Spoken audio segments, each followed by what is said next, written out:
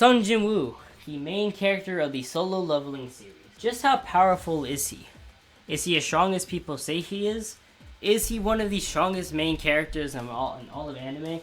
Or is he just a fraud, as some people might suspect he is? Well, today, I aim to answer the question of how powerful he truly is.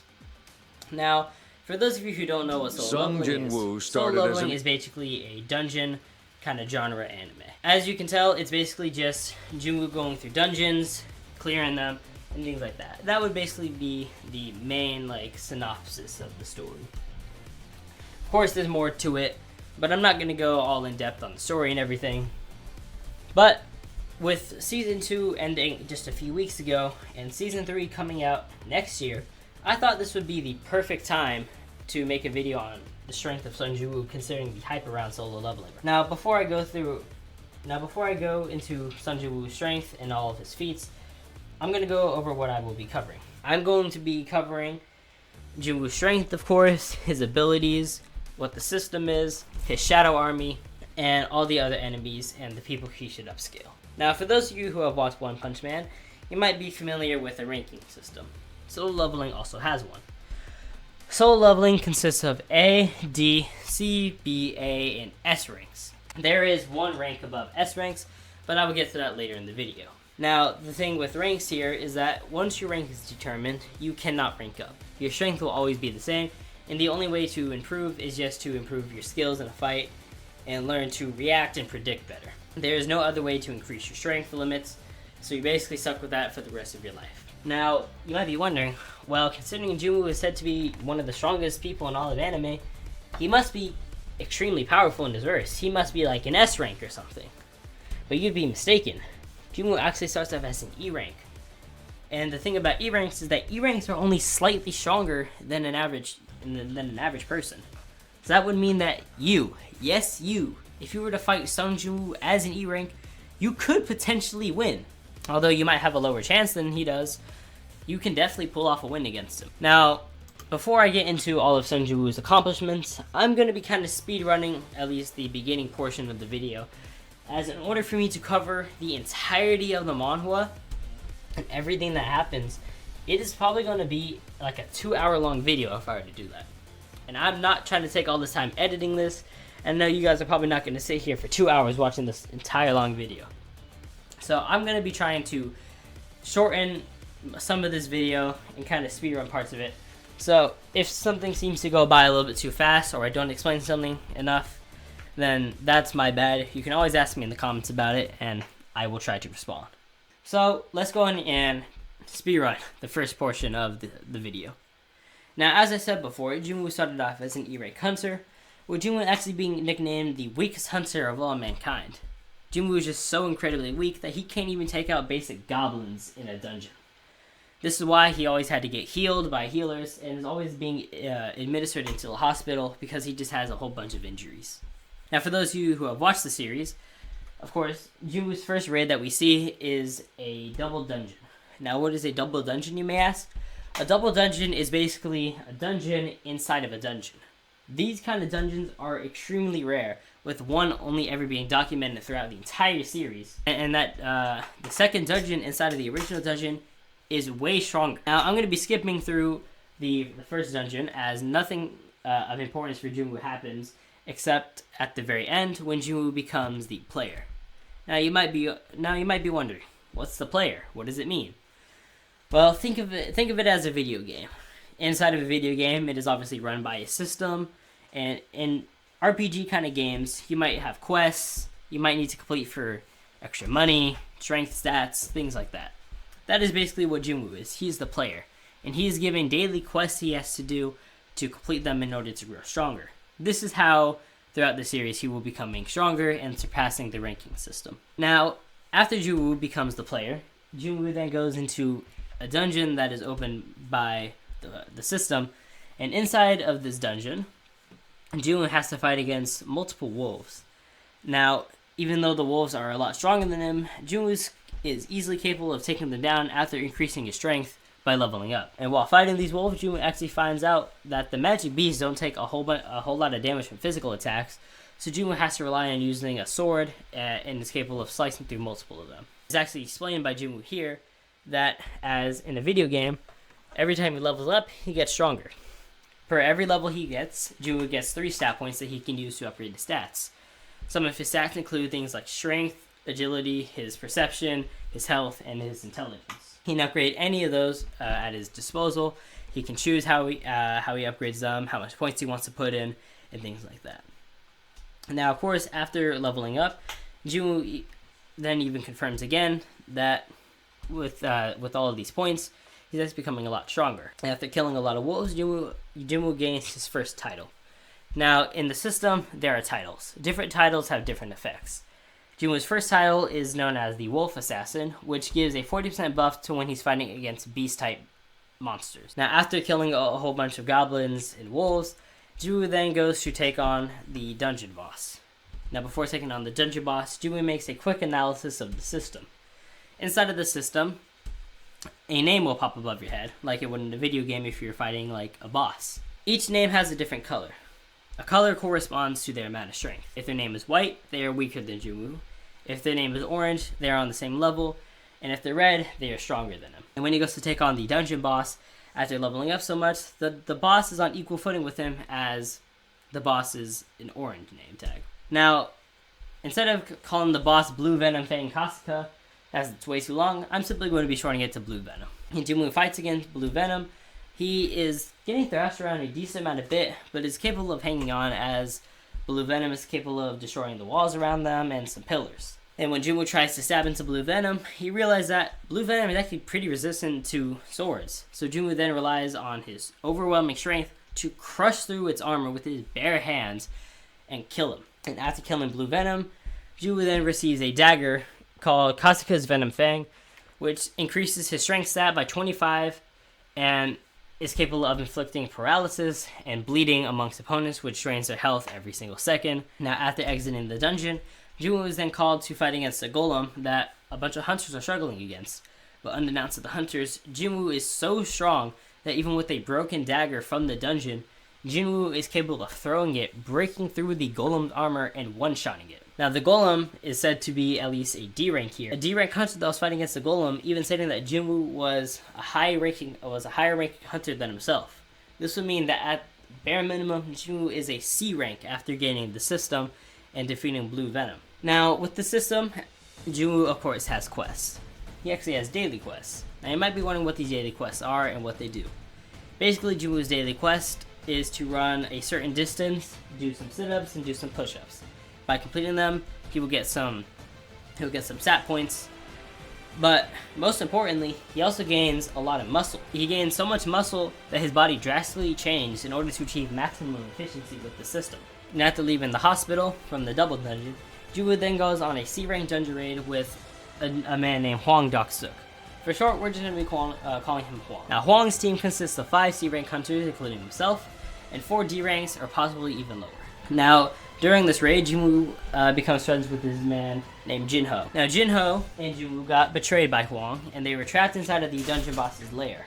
The spider boss was a C rank, which would actually be a step above both Blue Venom and the golem that Jin Woo previously faced. However, with Jin Woo's daily quests and all of his stat points, he's not afraid of fighting the spider boss. And while Jin Woo is actually capable of fighting against the spider boss, something that's noticed is that the spider boss is easily capable of one-shotting him if you were to get hit, and is also capable of destroying the ground below them. And with Jin Woo barely managing to beat the spider boss after using something called Full Recovery, which recovers all of his injuries taken, the dagger he gained after defeating Blue Venom, to stab into its eyes multiple times, inflicting paralysis and bleed, which eventually takes him down. This also allows Jin Woo to level up and, of course, increase his stats even further. Now, of course, after Hwang's team comes back to see if they're dead or not, they are obviously shocked to find that Jin Woo is standing with no damage taken, as if he just soloed the entire dungeon, which he just did. But unbeknownst to them, since he's still classified as an E rank up to this point, they easily think that they can take him down. So, they get to jumping. Every single person on Hwang's team jumps Jin Woo, but Jin Woo dispatches them easily. He's one-shotting every single one of them and blitzing them with no effort at all. Hwang even notices that his team is getting destroyed, so he has to fight. But he says that Hwang even goes as far as to say that he's stronger than all the members on his team, so he thinks he's going to be capable of taking Jin Woo down, as he obviously thinks that he's tired. However, unbeknownst to Hwang, he gets absolutely schooled by Jin Woo. Jin Woo straight up slams him into the ground and then proceeds to decapitate him. After this whole incident, it is shown to us that Jin Woo has gotten a couple of things. For one, Jin Woo has gained an ability called Bloodlust. Now, Bloodlust is capable of, think of it as Fear Axe. It's basically a thing that can put his opponents into a state of fear for a minute straight. They don't know what's happening in the world around them. All they feel is fear. It is also shown that Jin Woo has a thing known as detoxification. Now, detoxification, as you can understand from the name, is something that heals Jin Woo. Jin Woo is completely immune to all diseases, poisonous substances, and any other abnormalities that can be inflicted onto his body. After this horror ordeal of the C-rank dungeon, Jin Woo meets up with Jin Ho, with Jin Ho stating that Jin Woo at this point in the series is at least a B-rank hunter, but he might even be stronger than that. And after all of this, Jin Woo receives an S-rank key. Now, with this S-rank key, it unlocks something called the Demon's Castle. And outside of the Demon Castle, there stands an S-rank monster known as Cerberus. Now, Cerberus has to fight. Now, Jin Woo has to fight against Cerberus in order to unlock the actual Demon's Castle to clear all of his floors and to grow a bit stronger. However, this fight is proven to show incredibly difficult to Jin Woo. Since it's an S-rank monster and he's at least a B-rank, this is incredibly difficult for him. And this is actually shown as during their fight, Cerberus was capable of causing Jin Woo to just bleed, lose his arms, and everything. The only way that Jin Woo was capable of winning was by using full recovery and then killing Cerberus by stabbing him in the eye multiple times over, like he did with the spider boss. If it wasn't for that, Jin Woo surely would have lost his fight. It's also shown during this fight with Cerberus that Jin Woo has a skill called Tenacity.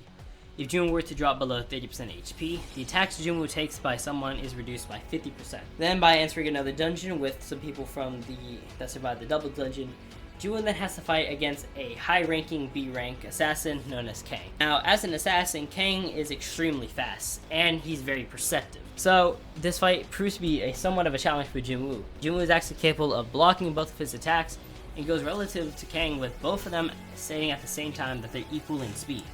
But Kang believes that since he's fought higher ranking hunters, that he believes Jin Woo's little experience would cause him to lose. However, this is easily shown wrong, as Jin Woo uses his Bloodlust, which puts Kang in a state of fear, and then he stabs him in the chest, ultimately ending Kang's life. Now, after the dungeon incident with Kang, the head of the Hunters Association, not the chairman, but a dude named Mr. Woo, came to interview the surviving people of the raid and find out what happened. Now, Jin Woo says that Mr. Woo is a high-ranking A-rank, and that if you were to fight him, he would lose. So, of course, with this, Jin Woo has to continuously level up, and he does this by having to go through a job. Now, inside of here, Jin Woo has to go into a dungeon and fight against multiple knights, mages, archers, and things like that. Now, this proves somewhat of a difficulty, as the knights are completely immune to Jin Woo's daggers, so he had to do what he did to Blue Venom, use his bear strength, and rip their heads off. It's also shown that up to this point in the series, Jin Woo has gone from taking, I think it was 13% damage to 20% less damage from any attack he were to get. And Jin Woo's used a dagger so much that he received a passive skill called Advanced Daggers Techniques, which caused him to do 33% more damage with the dagger against an enemy. Jin Woo also has a critical attack skill that he can use to find the vital points and inflict critical damage on an opponent. And after killing a bunch of knights, mages, and things like that, Jin Woo then gains another skill as Camouflage. As you can tell, and probably guess, Camouflage is basically just Jin Woo going invisible. After taking down a bunch of knights, archers, mages, and assassins, Jin Woo can use double armor on him, which doesn't debuff him in any way, but only just buffs him by causing him to take less damage, have more strength, more health, and things like that. Now, after going into the dungeon boss room, or what would have been the dungeon boss room, Jin Woo fights against a knight known as Igris the Blood Red. Now, for those of you who have watched the anime, you would, or read the manhwa, you would know that this fight was completely one-sided. And no, I don't mean that it was completely one-sided for Jin Woo. I mean this was a completely one-sided fight for Igris. Igris was completely bodying Jin Woo the entire. He was completely thrashing him, throwing him around the room, and he nearly killed Jin Woo. He even hit a combo so hard that Jin Woo was bouncing off the ground like he was a basketball being dribbled by someone and was about to shoot a three-pointer. I've never seen a combo be so raw before. If you were to tell me that someone has a more devious combo than what Igris did to Jin Woo, honestly, I'd be shocked. Now, you guys might be wondering, if the fight's so one-sided, how did Jin Woo win, or did he win?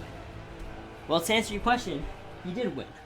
But Jin Woo even stated himself that he won off of pure luck. The only reason he won was after getting tossed onto a chair. Jin Woo caught Igris's attack and off-guarded him by stabbing him in the eye, and then repeatedly stabbing him multiple times in the eye and in the neck, which ultimately killed him. After killing him, Jin Woo even noted that Igris was way stronger than him, was way faster, had more abilities, more techniques, and experience than he was, and that he was outmatched in every possible way. After defeating Igris, he then received Igris's S-rank tier helmet, called the Crimson Knight's Helmet, which causes him to take 15% more less damage, have 20 more health, and 20 more strength. Now, you might be thinking, well, clearly that was the dungeon boss, so Jin Woo should be done, right? Wrong! After defeating Igris, a bunch of portals are summoned, and a plethora of knights, mages, assassins, and archers are sent out to fight against Jin Woo. Now, Jin Woo is capable of taking down a few, but there's just such an overwhelming amount that when his fatigue reaches maximum, he basically falls to the ground and is almost killed by them. But since he hadn't completed his daily quest, Jin Woo is then teleported into a punishment zone where there are multiple centipedes, and he has to survive 4 hours in there. But the thing about Jin Woo now is, due to his high level, he's actually capable of taking down all the centipedes in here, and he's capable of using the shock to heal up his wounds, and actually purchase a new dagger called the Night Killer. Now, the Night Killer is a B-rank dagger, and what it does 25% more damage to armored units, which is going to be very important for Jin Woo here. But Jin Woo also gains a skill called the Commander's Touch, which is basically just telekinesis. It allows him to pick up objects as one would expect. Now, after the timer on the punishment zone was up, Jin Woo is then teleported back into the dungeon, where he proceeds to obliterate all the knights and mages, archers, and assassins. But as a last-ditch attempt, the mages summon a golem. But that golem is just no match for Jin Woo, as he just proceeds to one-shot the golem, which allows him to complete the job change quest. Now, with this time, Jin Woo's class is then upgraded to a necromancer. But due to his allotted time, Jin Woo leveled up so much that he got a new class, the Monarch of Shadows, which is going to be extremely important later on for his skill. Now, with the Monarch of Shadows, he gains a new title called the Conqueror of Adversary.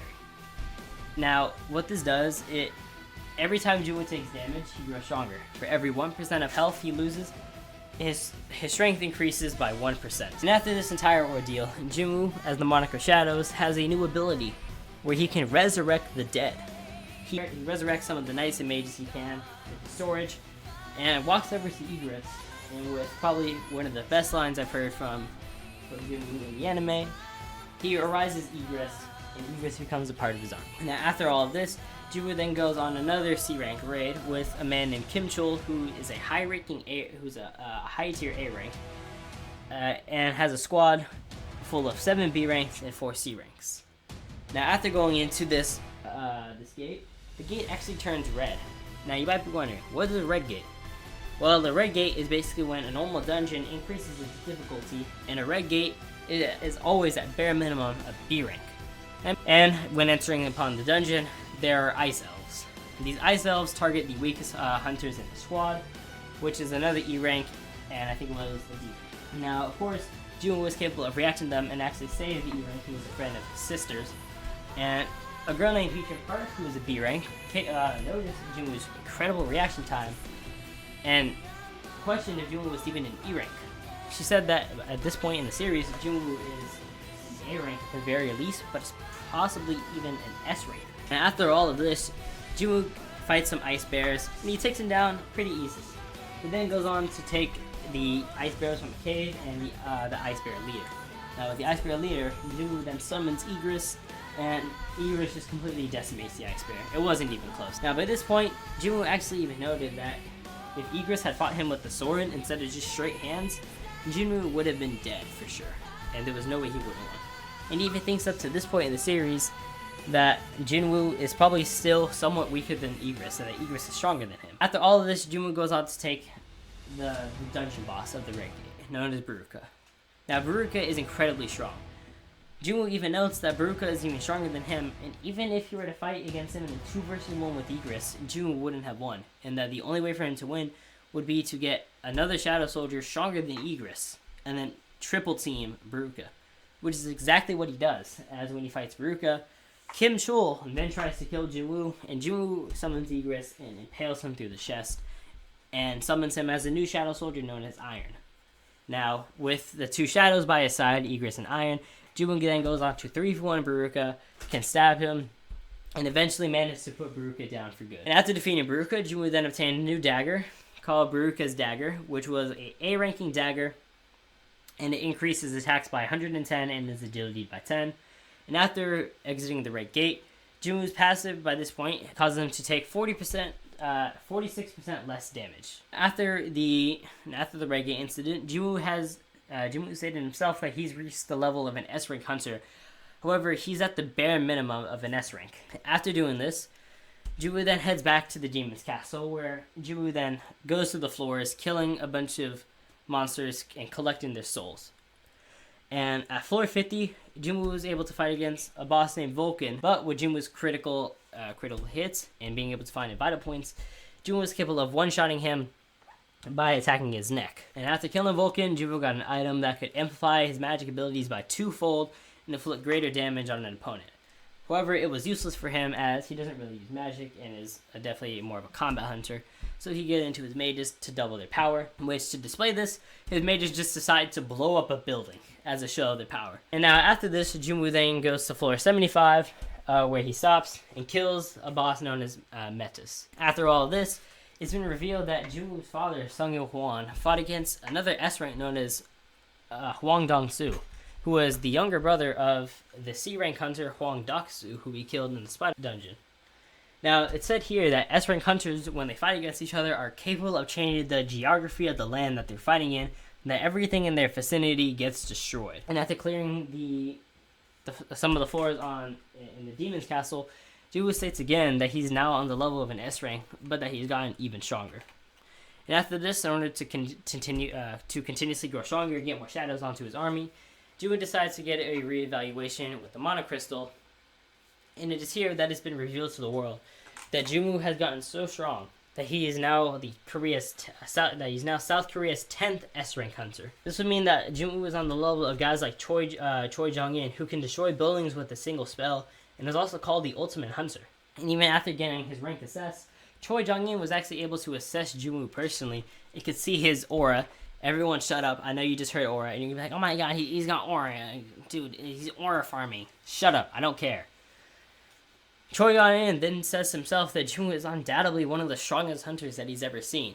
And it's even said that if the manometer could measure Jin Woo's full results, that Jin Woo would probably be that around of an S or a triple S. But not even that would be an accurate measure of his power. Of course, this was all said by the chairman of the Hunters Association, known as Go Gun-hee, who is an S-rank and was South Korea's first S-rank hunter.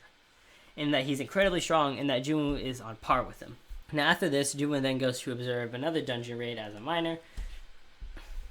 And while he's there, going undercover, Jin Woo then stumbles upon Cha Hae-in, who is South Korea's 9th S-rank hunter, and he even likens Cha Hae-in to the levels of Go Gun-hee. And that Cha Hae-in even likened Jin Woo's presence to the chairman, thinking that they were the same person due to their overwhelming strength. Now after this, Jin Woo then went into the dungeon and was going to fight the boss, and he said that the boss of the A-rank dungeon he went on with the second strike team was on another level, and he says that this is the first time he's ever felt an energy so strong when he went to go fight against Karuya. Now this is pretty consistent, as when measured by Mr. Wu and the other hunters, the Hunter Association, that this gate was an A rank of the absolute highest level, and that it was almost that of an S rank. When Jin Woo goes to fight Karuya, he's unlocked the new ability exclusive to the Shadow Monarch called Monarch's Domain, and inside of this, all of his Shadow Soldiers gets a 50% stat buff.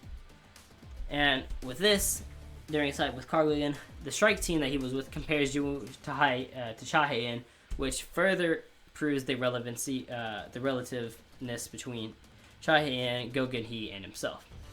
Jin Woo even noted that Karuya was stronger than Vulcan or Metis on floor 50 and 75 of the Demon's Castle. Then with the Orb of Avarice, his mages were capable of breaking through Karuya's shield, and this is where Jin Woo began to fight against him, took no damage, and called him a weak opponent, clowned on him, killed him, and then turned him into a shadow known as Tusk.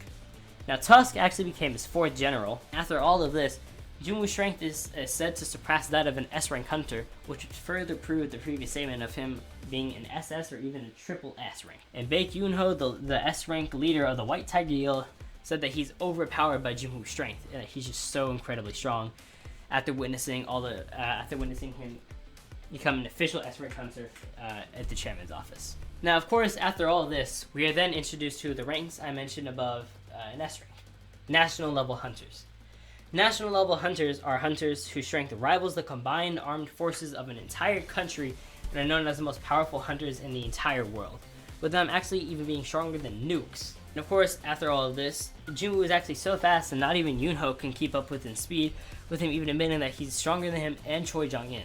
Now, after all this, and when Jin Woo turned Tusk into a shadow, he also turned his generals into shadows as well as high orcs. Now, it's also said that Jin Woo's shadow soldiers that were Tusk's generals are capable of fending off A-rank hunters. And this is further again stated as only a high-ranking A-rank could beat one of his shadow soldiers when referring to the high orcs. After this, Jin Woo then goes back to the demon's castle as he needed to get stronger, and he then stated that he's now even stronger than he is than the chairman. And after getting to the final level, floor of 100 of the demon's castle, Jin Woo faced off against the demon monarch known as Baran. Now, Baran is incredibly strong. He has a remarkable force, and Jin Woo even questioned if he could defeat him. Jin Woo even said that Baran has knights and generals that are at least A rank, and that there are over 1,000 of him compared to his army. However, Jin Woo's shadows, after using Monarch's domain, are still capable of killing these knights and generals. And when Jin Woo went to clash against Baran, he called his strength unbelievable, as he was getting just straight outmatched and was losing. Now, Jin Woo barely won this fight, as a girl named Essel, when she threw her sword at Baran, it distracted him for a few seconds, which allowed Jin Woo to upgrade his strength even further, to use Commander's Touch and deliver the most devious uppercut I have ever seen in all of my time watching anime, watching movies and all that. I've never seen an uppercut this devious.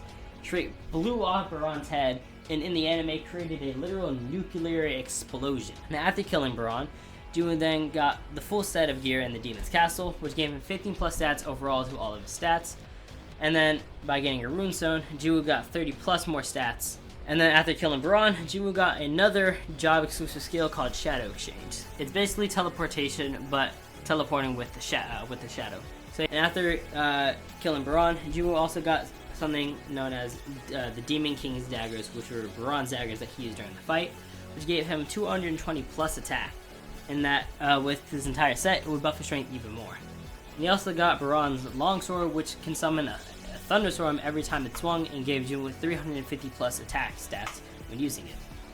After exiting the Demon Castle, and before the Jeju Island arc raid started, Jin Woo then went to meet up with all the other S ranks from South Korea and in Japan.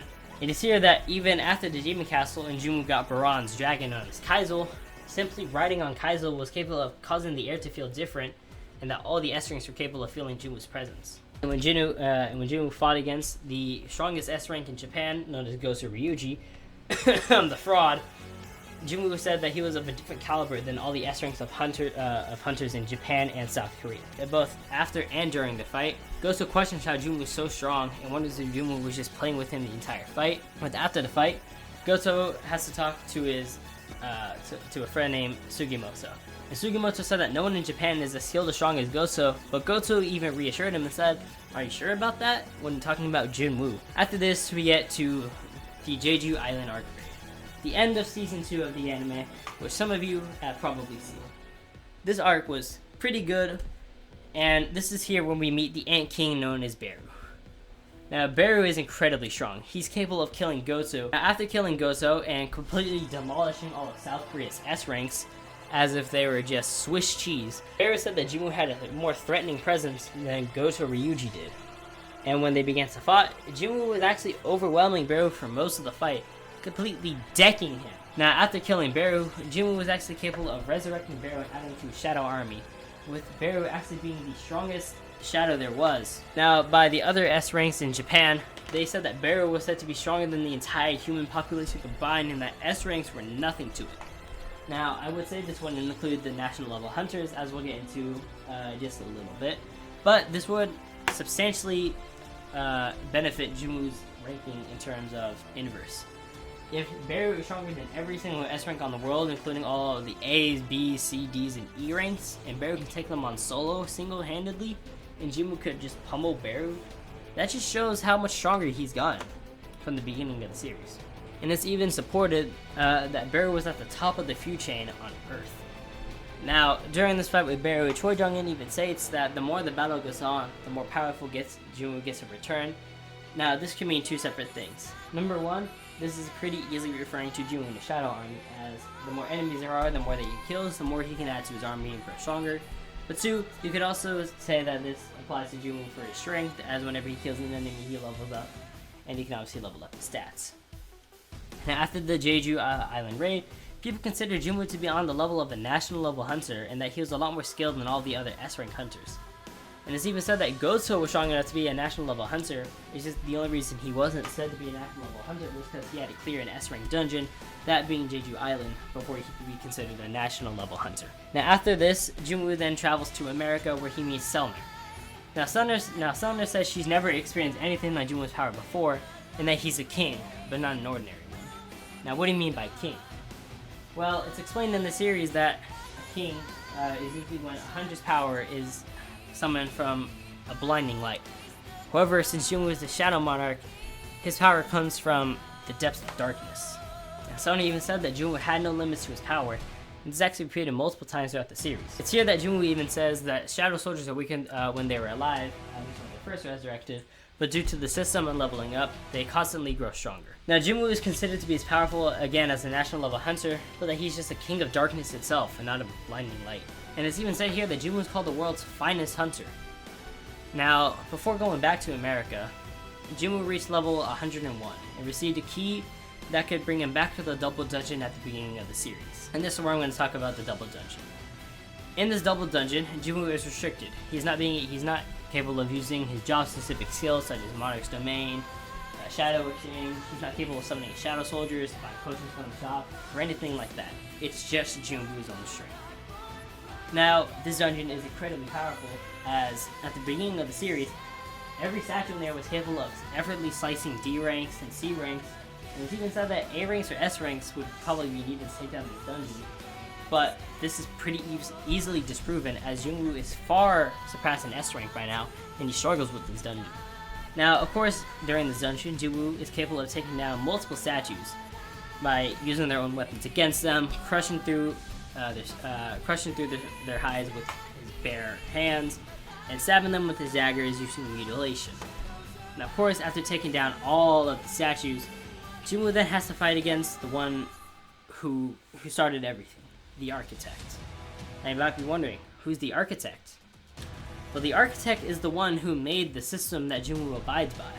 He's the creator of it. He's the one who allowed Jin Woo to be the player.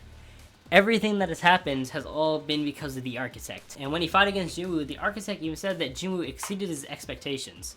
And that during this fight, even though Jin Woo notes that going against the Architect in close combat puts him at a disadvantage due to his, I think it was 6 or 8 arms, Jin Woo was still capable of fighting against the Architect, with him holding back in the beginning, but the Architect saying that he was going to use the full force for the remaining time of the test against Jin Woo, since he only had to survive for another 2 minutes before he officially cleared the dungeon.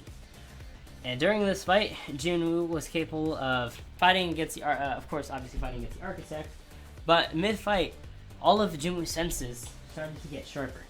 He then easily began to be able to predict and dodge all of the Architect's attacks, with the Architect questioning how Jin Woo was capable of blocking his attacks and then attacking in response in such a short amount of time. Jin Woo then was capable of cutting off the Architect's arm and causing it pain, which is very impressive, since the Architect is actually just in a fake body. Then, of course, after all of this, Jin Woo gets put into a state where he remembers the past, and it is here that the Architect thinks that the original Shadow Monarch known as Ashborn was going to come back, but that's just wrong. But while this time happened, the Hunters Association, along with a bunch of other guilds of A and S rank hunters, came in and tried to fight against the Architect and the other statues, but everything they did was just ineffective. They were resistant to magic, to their physical attacks, and there was just no way they could deal any damage, and that they even noted that their only hope of beating this thing was Jin Woo. Now, of course, while Jin Woo is in this state, remembering the past of Ashbourne, the architect here says that the system he built is capable of predicting and responding to every possible outcome, but that Jin Woo was capable of overcoming that and beat the architect himself. The architect then said that Jin Woo would become one of the greatest monarchs to ever walk the face of the planet, but at the beginning of this, Jin Woo broke the side of the architect's face, stomped into the ground, and then gained something known as the Black Heart and a title known as Demon Hunter. With this, Jin Woo was capable of summoning multiple weapons and can use them at his disposal, to which he then killed the architect when the architect tried to take back the system, but the system straight up denied administrator access. Yeah, you heard me right. The creator of his own system wasn't able to access it. Jin Woo got so incredibly strong, the system literally denied its own creator access to it. Another arc happens. A Red Gate arc in Japan happens. Inside of this Red Gate, there are multiple big, huge giants that Jin Woo has to take on. And it's stated at this point that Jin Woo is on a different level than he is, unrivaled by any hunter. And when Jin Woo fights all the hunters in Japan, he says that the last giant was said to have incredible strength, to where even Jin Woo had the urge to leave and run away. But he then argued against it and fought against the giant, to where he cut up its eyes and used the Shadow Army to take down the giant. Through this, he realized that the raid wasn't over, so he went inside of the Red Gate to where he met the last remaining giant, which was the Monarch of Beginnings. Inside of here, Jin Woo pretty easily killed the Monarch of Beginnings. However, he was weakened as most of his power was sealed. But what's important about this is that he was a monarch. The Monarch of Beginnings was one of the 9 original monarchs. Now, who are the monarchs? Well, I'll get to that later in the story, but let's go over the ones we've met so far. First of all, Jin Woo is the Monarch of Shadows. Baran is the Monarch of White Flames. And Lagaya is the Monarch of Beginnings. After all of this, Jin Woo then travels to America, where it said that Jin Woo is the only one capable of protecting national level hunters like Chris. Now, what's important about this is that Chris was actually killed by the Monarchs.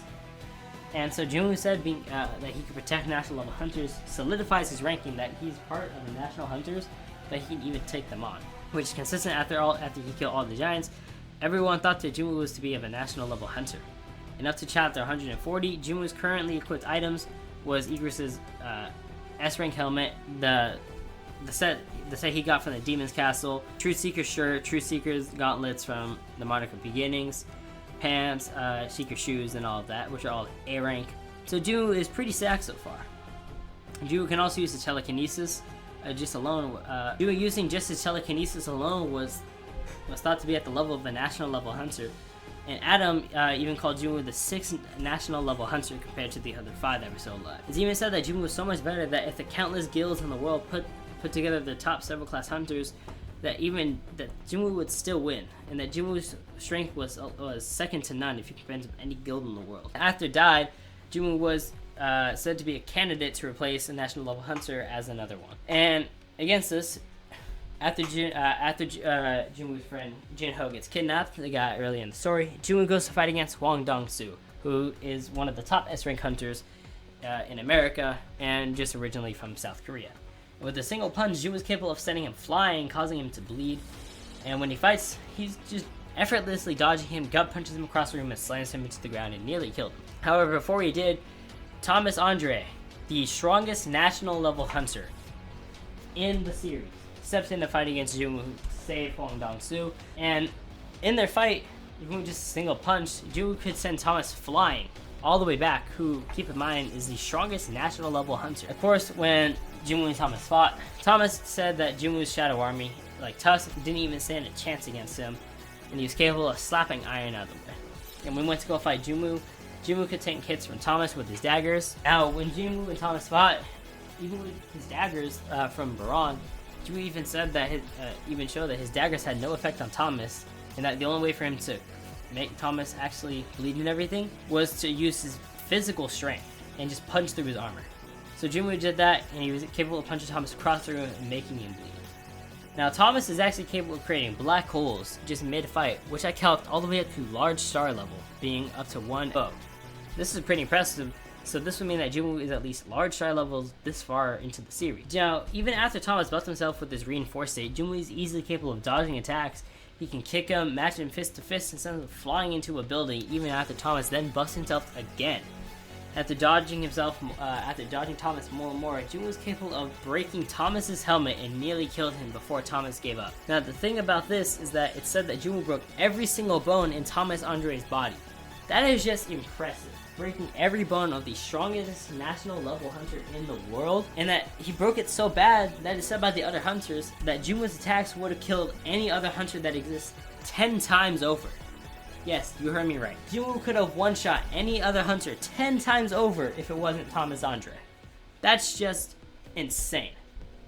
Now after this, Jin Woo then killed Hwang Dong-soo and turned him into a shadow known as Greed.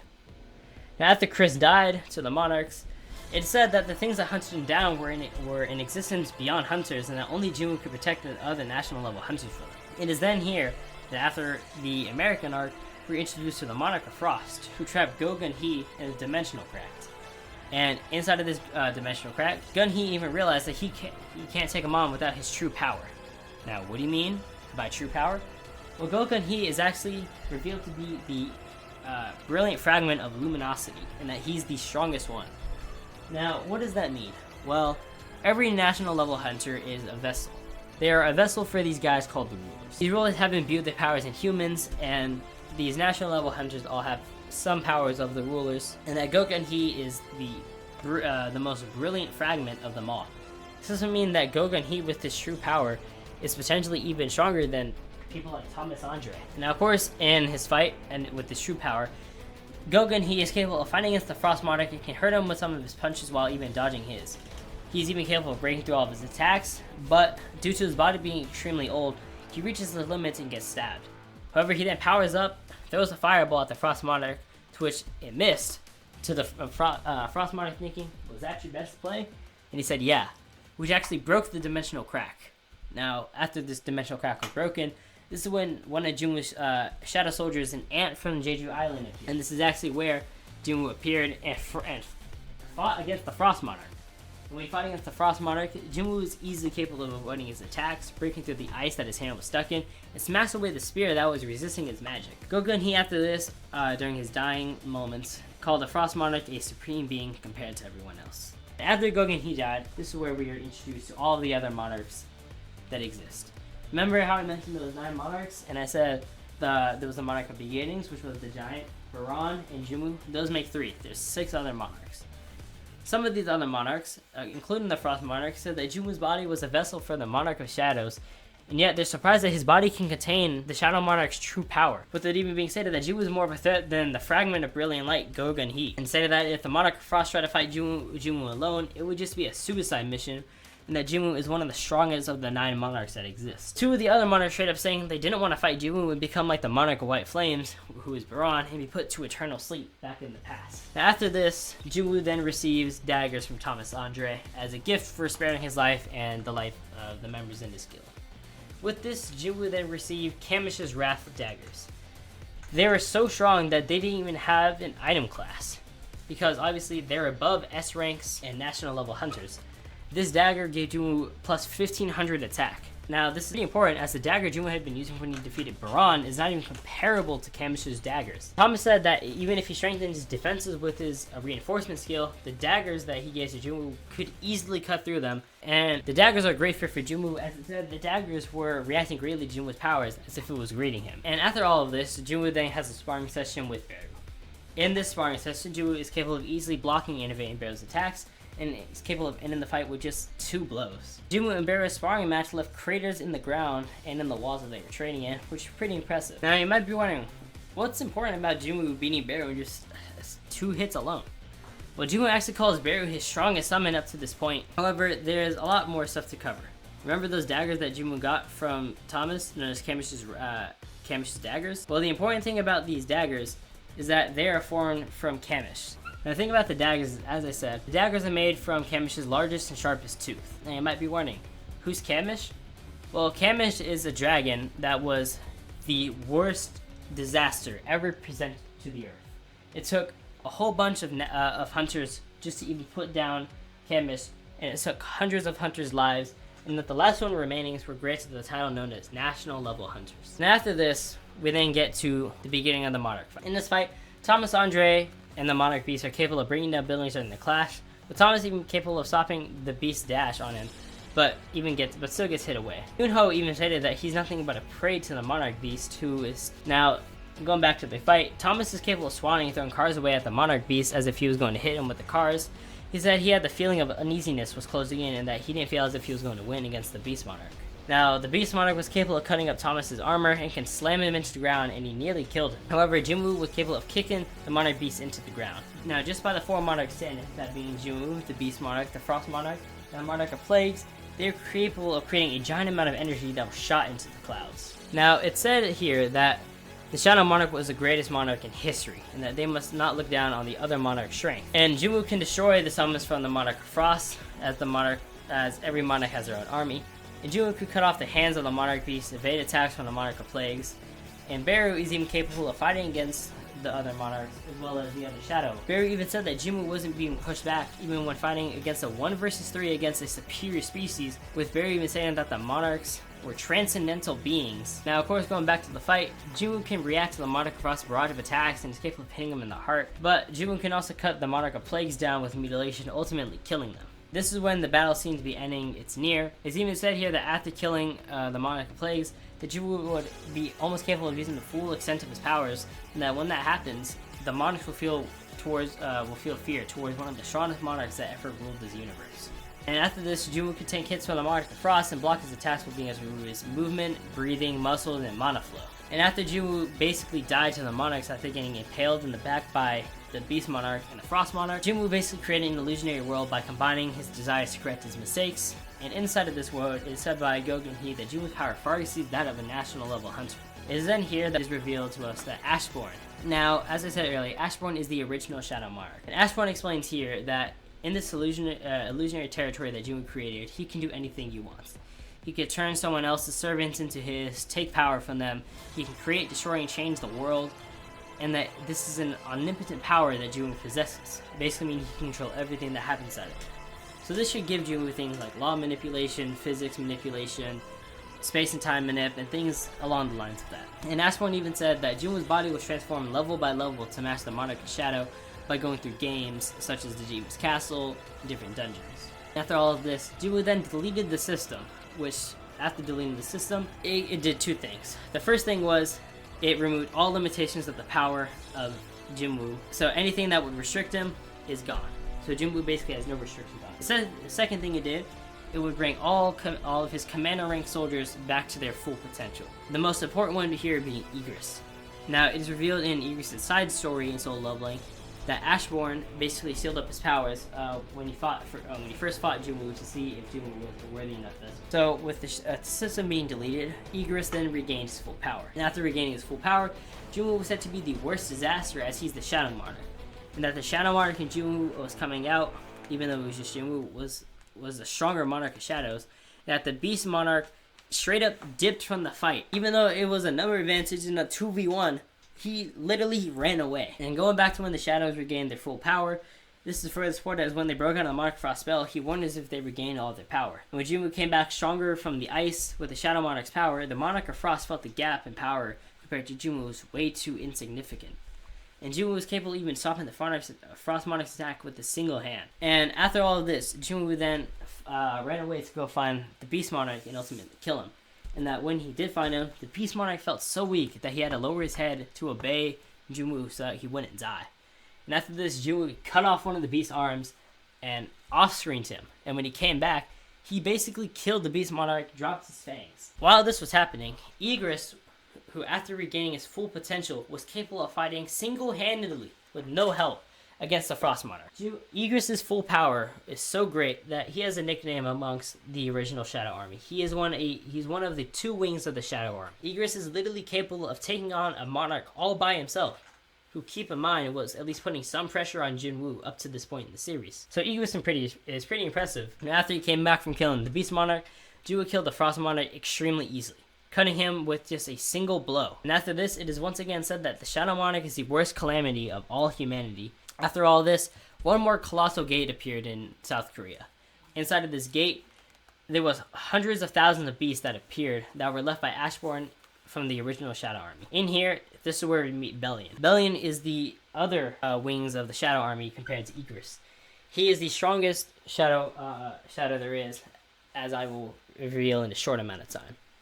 It is here said that there are 3 dragons, all that are on par with Kamish, and that could easily end the world. It said that the gigantic dragon and the dragon army for the dragon monarch could burn down all the lands in the world with a single breath. It said that not even national level hunters would be able to stop these dragons. And after all of this, Jin Woo puts his army through a training montage, pretty much. And during the training montage, this is when Beru challenges Bellion to a duel. In this duel, Bellion humiliates Beru in front of all the other shadow soldiers. He pretty much one-shots him, with the only thing that Beru had was his speed and agility, but Bellion rendered that completely useless with his extremely long sword that can turn into a literal whip, with this being able to crack the earth below him. Now, when Igris went to fight against the dragon monarch known as Antares, Jin Woo went against 10 million foes, as that's how many Antares had in his army, and he slaughtered a couple and added them to his army, growing ever so stronger. And it's even said that the army of 10 million possessed by the Dragon Monarch is so strong that even the US, which possesses the greatest military in the world, is helpless against them. After this, Jin Woo basically brings Antares to his island that all the Shadow Soldiers were training on and fight against him. With Jin Woo one-shotting dragons that Antares had, which would be on par with Kamish. And Jin Woo, it's even noted by Antares that Jin Woo was becoming stronger the more the fight went on. Jin Woo actually took a runestone from Kamish, with runestones being extremely powerful, which give hunters new abilities. With Kamish's stone giving Jin Woo a ability called Dragon Fear. Now, Dragon Fear basically incapacitates everyone and drops them into despair, whether they are allies or foes. Now, Jin Woo and the Shadow Soldiers are all capable of taking down dragons, and Jin Woo himself can even dodge attacks from Antares in his dragon form. And Jin Woo even said that Antares had unimaginable power and defense compared to everyone else that he's fought before, with Jin Woo even saying that if he sat at the same level, he wouldn't be able to beat him, so he just had to grow stronger to beat him. So Jin Woo unlocked the full power to him left by Ashborn. With Antares even questioning how Jin Woo could control the power of death to the extent where he achieved his true strength left by Ashborn, with this form even making Jin Woo feel an incredible and unimaginable amount of power flowing through him infinitely. Antares even said that Jin Woo was too dangerous and that he had to kill him, for if he didn't, he would have died. Now, in this form, Jin Woo can harm Antares and counter his attacks, and with Jin Woo's true strength, he could easily hold back Antares' attacks and could injure him. And Jin Woo is even capable of blocking Antares' breath and piercing his wings. However, Jin Woo just didn't have enough stamina to stay inside of that form, so he eventually lost that form, and so they both went back to fighting in the regular human forms, with Jin Woo being able to block attacks from Antares for a brief moment before his dagger was knocked away, with Jin Woo then getting stabbed again. However, after getting stabbed, Jin Woo then took the chance to use all of his Shadow Army to take down and injure Antares, break off his helmet, and then eventually kill him. And it's revealed here that Antares in Jin Woo's fight was capable of distorting space. And now after all of these events, Jin Woo used a thing called the Cup of Reincarnation from the rulers, which caused everything in the world to basically go back into the past from 10 years. Jin Woo still had all of his power, but that he was just going to go solo everything again. And it said here that inside of the Dimensional Crack, 27 years have passed, but in the real world only 2 years have passed. And during this time in the Dimensional Crack, Jin Woo was capable of fighting against all the Monarchs again, killing them all, preventing all the deaths from earlier from happening. He killed the Monarch of Transfiguration, who basically was the one who started everything, bringing all the dragons. And Jin Woo, after 27 years of growing stronger, could match Antares, both their armies fighting against each other. And then it's revealed that Jin Woo Austrian Antares and absorbed his entire army, and now has an army of 10 million Shadow Soldiers. So Jin Woo's growth and power is just incredible. He went from barely matching Antares being on par to having to use his entire Shadow Army to beat him. So now basically beating him single-handedly and absorbing his entire army. After the main events of solo leveling, we then get introduced to solo leveling Ragnarok, which will be pretty short as there's not too much notable stuff here for Jin Woo, but only some so far. For example, Jin Woo can steal powers and memories like he did with his son, and that Jin Woo went to space to fight against these beings called the Itarims, which are gods of outer space.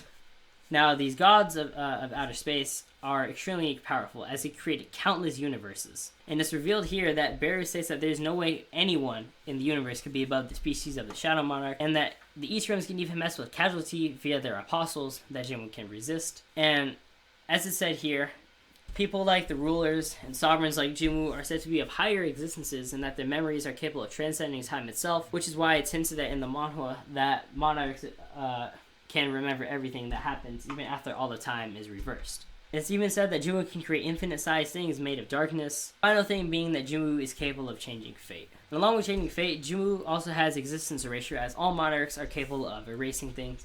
And it's even said during the events of Solo and Ragnarok that no one could rival Sung Jin Woo's existence after he took down all of the monarchs. So with that being said, that is everything there is for Jin Woo and solo leveling. Jin Woo is an incredibly powerful being with a plethora of hacks, combat skills, and everything. And this video is very long, so I'm just going to go ahead and quickly summarize everything that happened. So, where would Jin Woo scale? Well, we know that the monarchs are transcendental beings, so let's start with the cosmology. And pretty basically, all we really need is that since the outer gods are capable of creating countless universes, this would at least be multiversal plus bare minimum. This would allow things such as the outer gods to scale some since they created them, as in Jin Woo could fight them, he'd also scale.